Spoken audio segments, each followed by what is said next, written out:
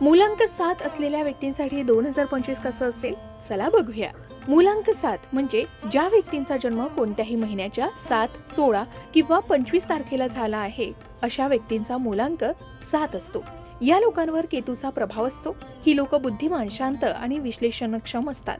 2025 हे वर्ष संशोधन, अध्यात्मचिंतन आणि नवीन गोष्टी शिकण्यासाठी मूलांक 7 साठी उत्तम राहू शकतं. या वर्षी आर्थिक यश मिळवण्यासाठी अधिक मेहनत घ्यावी लागेल.